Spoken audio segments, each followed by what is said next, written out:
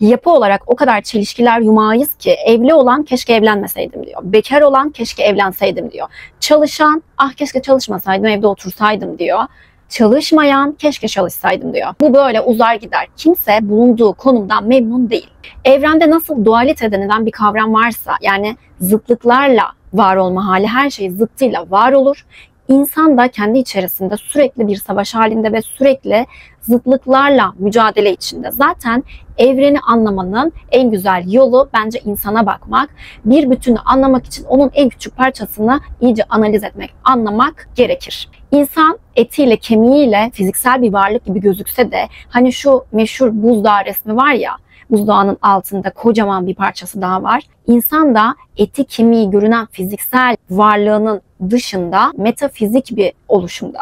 Yani fizik üstü. Başlığımı kimsin diye attım. Biraz iddialı bir başlık oldu. İnsan doğasını anlamaya çalışacağız bu videoda. Aslında bir önceki videom, çürüyoruz videom, çok beğenildi. Güzel, çok güzel yorumlar geldi. Hepsine de okuyorum bu arada. Teşekkür ederim. Herhalde ortak bir müşkülümüz olduğu için ilgi gördü. Kimsin diyeceğiz. İnsan doğasını anlamaya çalışacağız bu videoda. Ama tamamen tabii ki de anlayamayacağız. Çünkü sağlıkta da şöyle bir kavram vardır. Hastalık yoktur, hasta var denir. Bu sözden yola çıkarak şunu söyleyebilirim ki yüzlerce çeşit insan kombinasyonu var. Hepimiz o kadar çok farklıyız ki. Fakat öz dediğimiz şeyde aslında özümüz aynı. İşte bugün birazcık eğer anlatabilirsem bu özden bahsedeceğiz. İnsan içinde nefs barındırır. Arapçada nefs aslında birçok anlama gelse de nefes almak ve canlılık anlamlarını kullanacağım bu videoda. Bu da şu demek oluyor. Nefsi bizi bu maddi dünyada, fiziksel dünyada tutan bir aracı olarak görüyorum. Çünkü nefes almayı bıraktığımız an bu boyuttan, bu dünyadan ayrılacağız. Demek ki nefs bizim popüler tabiriyle simülasyonda, Matrix'te, bu dünyada tutmak için olması gereken, insanın içerisinde barılması gereken bir olgu. Nefs aslında insanın fiziksel ihtiyaçlarını temsil eden bir şey. İnsanın isteklerini, arzularını, bedensel isteklerini, hırslarını temsil eden bir şey. Bağlantı kuralım az önce söylediklerimle. İnsan fiziksel dünyanın içerisinde kalmak için, oyunun içerisinde kalabilmesi için tabii ki de fiziksel olan ihtiyaçlarına önem vermek zorunda. Bu dünyaya heves etmeliyiz ki insanın o doğasından gelen, geçmişten getirdiği hayatta kalma içgüdüsü bizde olabilsin. Ama insanlar günümüzde bunu o kadar abartmış durumda ki 4 elleriyle değil de hani 10 elleri olsa tırnaklarını batırıp hala bu dünyada, bu dünyanın aldatıcı fiziksel, maddesel olgularına böyle tapar vaziyetteler. Tabii ki de fiziksel dünyada yaşadığımız için fiziksel ihtiyaçlar bizim için var, önemli ve bunu önemsemeliyiz. Yani hepimiz daha güzel, konforlu evlerde yaşamak istemiyor muyuz? Daha konforlu bir arabaya binmek istemiyor muyuz? Şöyle en basitinden şu an bir ev ortamında yaşamıyorum ve evime çıktığım gün güzel bir evim olsun istiyorum ama mesela şatoda yaşamak istemiyorum. Konforlu bir evde yaşamak istiyorum. Eve ilk çıktığım zaman mesela bir kitaplık almak veya yaptırmak istiyorum. Kitaplarımı koyacağım. Bu evet maddesel bir istek. Fakat şöyle bir şey de var. Ben bazı maddesel isteklerimi tatmin etmeliyim ki düşünecek, sorgulayacak, hayatı anlayacak zamanım bana kalsın. Şöyle de düşünüyorum, gerçekten artık hayatı sorgulamak, bir şeyleri sorgulamak da lüks oldu. Zaten bunu yapmak istediler. Sabah 8, akşam 5 veya ben 9-6 çalışıyordum. İş yerim kapandığı için aslında birazcık da hem sosyal medyaya ağırlık verdim. Hep çok düşünen bir insandım ama bu süre içerisinde daha çok sorgulamaya ittim kendime. Çünkü zamanım vardı ama 9-6 çalışıyordum ben ve çok yoğun çalışıyorduk biz. O zaman bu kadar sorgulamıyordum. Yani günü bitirme peşindeydim. Aslında zaten bu sistemin bize dayattığı şey bu. Sorgulamayan insanlar. Demem o ki maddesel isteklerimiz de şöyle olmalı. Yani bize sorgulayacak, bize anlam katacak işler yapmak için fırsat bulacağımız zamanı bize vermek. Yani ben aslında hani daha konforlu bir işte çalışarak daha az mesai saatlerini veya ileride inşallah kendi işimi açarsam aslında ben oradaki maddiyatı değil kendi zamanımı satın almak istiyorum. Hani maddesel isteklere biraz bu şekilde bakıyorum artık. Tabii ki ben de dünyayı gezmek istiyorum. Ülkeleri gezmek istiyorum. Farklı kültürler görmek istiyorum. Atıyorum kafamın daha iyi çalışması için sağlıklı besinlerle beslenmek istiyorum. Artık sağlıklı beslenmek de çok lüks. Buradan bu ayrıntıyı da söylemiş olayım. Denge. Yani buradan da denge konusuna geçeceğim hemen.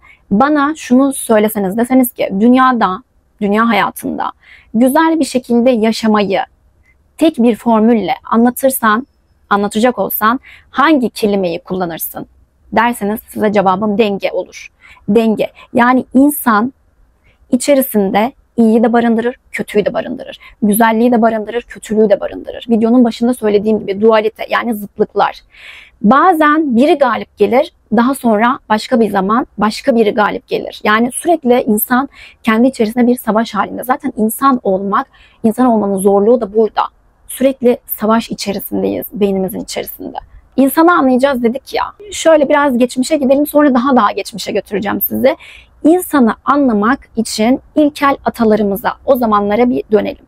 İnsanda sürü kavramı diye bir şey var. Yani insanlar topluluğa hayatta kalabilmek için, nefs dediğimiz şey, yine hayatta tutunmak, hayatta kalabilmek için sürüde olma ihtiyacı içinde hissediyorlar. Ben sürüde var olmalıyım çünkü hayatta kalmam lazım gibi. Yine bir önceki videoma atıfta bulunmak istiyorum. Sosyal çürümüşlük videoma.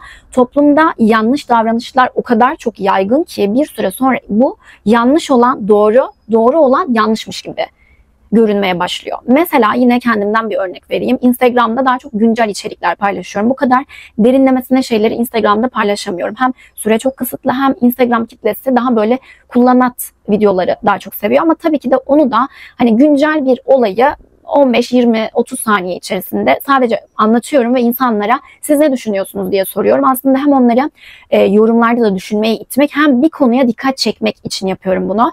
Mesela dün Nazlı Sabancıların gelininin kızının neredeyse 1 milyon TL'ye varan çocuk odasını, 2 yaşındaki çocuk odasını paylaşmasına, ünlülerin lüks paylaşımları hakkında neler düşünüyorsunuz?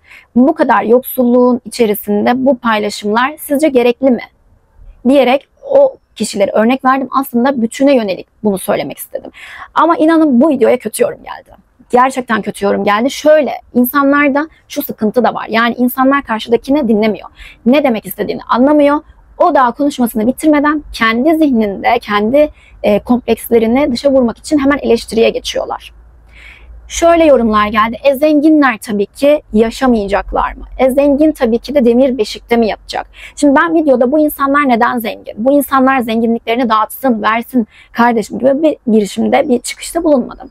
Diyorum ki bu insanlar, yine bunlar örnek, lüks paylaşımları sosyal medyada göstermek, sosyal medyada özellikle bir çocuk, bebek birazcık daha hassas olduğumuz konular ya, ne kadar doğru? Bu toplumu daha da körüklemez mi? Daha da eşitsizliği, işte zengin halk, yoksul halk arasındaki uçurumu daha da göstermez mi? İnsanlara nefrete, kine daha da sürüklemez mi? Ne gerek var? Tüketim çılgınlığı, işte kadınlar veya erkekler bu videoları görüp ben de böyle olmalıyım diyerek sadece madde odaklı oluyorlar demek isterken, birçok kişi, yani neredeyse mesela %80 diyelim, paylaşacaklar tabii oluyor. Sen işte diğer paylaşanlara yorum yap. Ben o diğer paylaşanlara da yorum yapıyorum da işte burada da yine bana bir malzeme çıktı. Burada da toplumun ikiyüzlülüğü ortaya çıkıyor.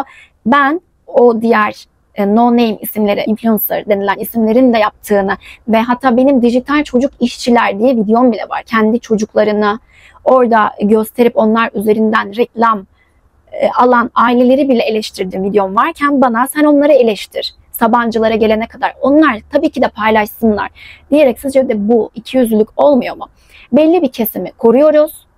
Koruyalım onları. Onlar zengin zaten. Her şeyi yapabilir. O gösterir çünkü zengin. Ama diğer kesim için herkes gücü yettiğine yani. Hani bu da ayrı bir sosyal çürümüşlük. Güzel bir örnek oldu. Konular çok dağılsın istemiyorum ama insanların tüketim çılgınlığı ve maddecilik ve sürü psikolojisi ne vurgu yapmak istemiştim. Konu bağlamından kopmasın. Şöyle de bir şey denedim. Mesela bir video paylaşıyorum yine.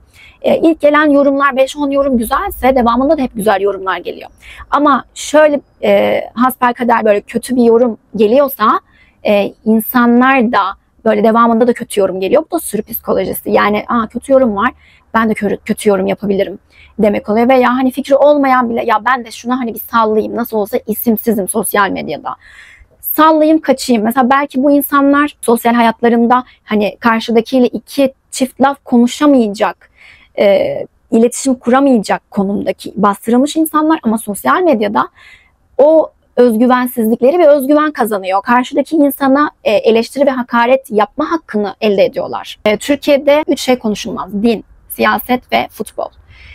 Ama bu videoda sizler yabancı değilsiniz ve bir şey empoze etmek için değil, gerçekten de okuduğum ve size içerisinden bir şeyler anlatmak istediğim için göstereceğim. Ben her zaman metafizik konulara, hani görünenin arkasındaki görünmeyene ve dini konulara meraklı biri olmuşumdur. Hani sorgularım, araştırırım, bakarım, bir kulak kabartırım. Hep merak ederim. Bu aralarda dediğim gibi boşta olduğum için Kur'an meali okuyorum. Bendeki Profesör Doktor Gazi Özdemir'in yorumu. Tabii bazı çevirilerde, bazı ayetlerde eğer içime sinmiyorsa veya bir şey kafamda oturmuyorsa farklı çevirilerine de bakıyorum, farklı kaynakların. Burada şunu anlatacağım. Bunu şunun için gösterdim. Hani insandan bahsediyoruz ya. İnananlar zaten o şekilde dinleyebilir. İnanmıyorum ben diyenler de aslında farklı bir bakış açısı veya bir felsefi bir görüş olarak dinleyebilirsiniz şimdi söyleyeceklerimi. Bakara suresi benim sevdiğim bir sure ve ilginç bulduğum konuları içeriyor. Mesela insandan bahsederken Kur'an'da insan nedir? Kur'an'ın geneline şöyle bir bakıldığı zaman aslında çoğu insanın ziyanda ve zararda olduğu anlatılır. Bu arada başka dinleri ve inançları da merak ederim. Biri bana farklı bir din hakkında veya inancı hakkında bir şey söylemek ve anlatmak istediği zaman benim hoşuma gider. Çünkü farklı bakış açıları duymak bizi zenginleştirir. Allah'ın insanı yaratma evresi şu şekilde anlatılıyor. Ben biraz bakacağım, not aldım, yanlış bir şey söylemek istemiyorum. Ben yeryüzüne bir halife yaratacağım diyor. Burada melekler devreye giriyor ve melekler şunu soruyor: orada bozgunculuk çıkaracak, kan dökecek birini mi yaratacaksın? Oysa biz seni tesbih ve takdis ediyoruz diyor. Bu kanalda komplo teorilerine, işte bilimsel konulara çok yer verdiğim için, benim de merak ettiğim ve üzerine düşündüğüm konular olduğu için şu çok alakasız ama dipnot olarak geçmek istiyorum. Orada bozgunculuk çıkartacak ve kan dökecek birini mi yaratacaksın derken acaba diyorum. Bu tabii ki de bir teori, yani böyle bir şey yok. Kitapta böyle bir şey geçmiyor. Daha önce farklı insan türleri de dünyaya geldi. İşte biz de o türlerden, insan kavmi diyelim, onlardan sonuncusu veya birimizde daha önce insan geldi ve bozgunculuk yaptı, kan döktü. Melekler bunu biliyor. O yüzden de bunu söyledi. İsterseniz bu teorileri başka bir videoda anlatabilirim. Devam edelim. Burada meleklerin insanlar için, hani diyoruz ya, nefs, ego, ben merkezcilik, hırs, kıskançlık, bencillik vurguları yapılıyor gibi geldi bana. Ama Allah şu cevabı veriyor meleklere: ben sizin bilmediklerinizi bilirim. Burada da şu mu var? Demiştim ya, insan yeri geliyor, Gazze'deki olayları biliyorsunuz, en vahşi hayvan, en vahşi canavar ve yaratık haline gelebiliyor. Yeri geliyor çok anaç, çok babaç, çok merhametli, çok yardımsever, hani melek gibi insan deriz ya, öyle de olabiliyor. İnsan içerisinde iyiliği ve kötülüğü barındırıyor. Hangisini beslerse ve fıtratının getirdiği neyse onu yaşıyor. Ben sizin bilmediklerinizi bilirim derken insanın içinde henüz görünmeyen, yücelmeye ve ilimle yükselmeye müsait bir öz olduğunu vurguluyor olabilir. Ve sonra işte anlatılana göre insan yaratılıyor. İnsan yaratılınca yaratıcı kendi nurundan, ruhundan, bu arada bu konularda çok yani iyi değilim, amatör bir şekilde araştırıyorum. Yanlış bir şeyler söylüyorsam kusura bakmayın. Siz de yorumlarda düzeltebilirsiniz. Yorumlar benim için çok değerli. Bilmediklerimi öğreniyorum veya unuttuklarımı, es geçtiklerimi hatırlıyorum. Daha sonra şeytan, iblisten de secde etmesini istiyor. Çünkü aslında burada insana değil, kendi yaratıcının kendi nurundan, kendi ruhundan insana üflediği için secde etmesini istiyor. Melekler secde ediyor ama şeytan secde etmiyor ve bir kibre düşüyor. Ben hani ondan daha üstünüm, neden ona secde edeyim deniyor. Bunu biliyorsunuzdur. Daha sonra cennetten kovulma hikayeleri var. Cennetten kovulmada şöyle geçiyor. Ya yasak elma diye geçiyor ama Kur'an-ı Kerim'de elma kelimesi geçmiyor, secere kelimesi geçiyormuş. Ben tabii ki mealini okuyorum ama araştırmıştım. Secere de ağaç. Yani acaba soy ağacı mı? Yine burada da teoriye kayıyoruz biraz. Bu yasak elma değil de, yani Allah yarattığı insana, Adem'e ve eşine Havva da geçmiyor, öyle diyelim ama siz yasak olan, kendinizin fıtratına uygun olmayan, size kötü olduğu için size yasak kıldığım eylemleri yapmayın, Mesela şey diyen de var burada, bu yaklaşmayın derken farklı boyuttaki varlıklarla ilişki kurma gibi söyleyen de var, bilmiyorum. Bunu yapmayın, bu sizin için iyi değil diyor ama insanın içindeki nefs ve şeytanın verdiği vesvese diyelim, onunla birlikte insan bunu yapıyor ve bulunduğu cennetten kovuluyor. Kovulduğu zaman ama öncesinde de Allah ben insana isimleri öğrettim diyor. İsimleri öğrettimden kasıt bütün bu yaratılanın adı acaba ve şey mi? Evren zaten matematiktir ya, her şeyin temeli matematik, fizik, kimya. Yaratılan ilimler ve bilimler mi demek isteniyor? Ben bunları öğrettim diyor. Ve Adem yaptığı hatadan sonra öğrendiği kelimelerle Allah'a dua ediyor, yalvarıyor ve Allah da kısmen kabul ediyor ve bir imtihan olarak dünyaya gönderiyor. Aslında bu konu derin ama size söylemek istediğim, vurgulamak istediğim bundan sonrası değil, sadece insanın hem çok yüce bir varlık olabildiği hem de çok aşağılık ve kötü bir varlık olabildiği. Bunu anlatmak için size bunu söyledim. Şimdi videoyu bitirirken biraz daha günümüzde dönecek olursak, ego yani ben merkezcilik. Tabii ki insanların içinde biraz da olsa bu olacak, ben diyecek ki bahsettiğim gibi sürüde kalabilelim. Bahsettiğim gibi hayata tutunabilelim. Yani bir yaşam için hevesimiz olsun. Evet ama bunu aşırılaştırıyoruz. Ben hiçbir şeyin aşırısını sevmem. Ne bir konuda çok radikal, aşırı o konuya körü körüne böyle tırnaklarımı geçiririm, ne de ya yok falan derim. Bir araştırırım, bir sorgularım. Aşırılıklar her zaman çok kötüdür. İnsan da o egoyu, o ben merkezciliği o kadar aşırı konuma getirmiş durumda ki her zaman en iyisini istiyor. Her zaman bir hırs, her zaman işte eşinde, arkadaşında, işinde ben en güzelini istiyorum. Ya en güzelinin hiçbir zaman sonu yok. Hiçbir zaman sonu yok. Her zaman bir üst sürümü vardır. Her şeyin, herkesin. İnsanlar demiştim ya, görünen etimizle, kemiğimizle fiziksel bir varlığız. Evet. Ama aslında biz tamamen fiziksel birer varlık değiliz. Belki de aslında bu fiziksel dünyaya da ait değiliz. Farklı boyutlara aitiz. Zaten o yüzden dünyada yaşamak çok zor. Dünya belki de o yüzden bir imtihan aracı. Burada olmak çok zor. Bu içimizdeki ruhla, içimizdeki bilinç diyebilirsiniz. Onunla bir bedene hapsolmak çok zor. Bedenin ihtiyaçları ve duygusal ihtiyaçlar, ruhani, manevi boyut bir yandan. Bunların çelişkisi zaten insanı çok tüketen ve yoran bir şey. Biz günümüzdeki insanlar olarak sadece bedensel veya maddesel şeylerle kendimizi doldurduğumuz için içimizdeki o öz, o maneviyat boş kalıyor. Videoyu bitirirken buraya kadar izlediğiniz için çok teşekkür ederim. Herkes buraya kadar izleyemez. Muhakkak sıkılıp gidenleriniz olmuştur. Bu kanalda bilimsel içerikler paylaşıyorum. Zamandan bahsediyoruz. İşte başka Vatikan'dan bahsediyoruz. Komplo teorilerinden bahsediyoruz ama son 2-3 videomda zaten çok bu aralar iyi hissetmediğimi söylemiştim size. Sohbet havasında geçsin. İşte sanki siz benim arkadaşımmışsınız, ben sizin arkadaşınızmışım gibi. Konuşalım, sohbet edelim, birbirimize bir şeyler katalım. O yüzden sohbet havasında bu videoyu devam ettirdim. Diğer içerikler de gelecek. O yüzden hani onlar vardı şimdi sohbet ediyorsun deyip takipten çıkmayın bence. Yorumlarınız, beğenileriniz beni motive ediyor. Bu alan YouTube benim böyle nefes alabildiğim ve kendimi ifade edebildiğim, içinde mutlu olduğum bir alan oldu. O yüzden şimdilik en azından bu platformda kalmayı düşünüyorum. Dinlediğiniz için çok teşekkür ederim. Bir sonraki videoda görüşmek üzere.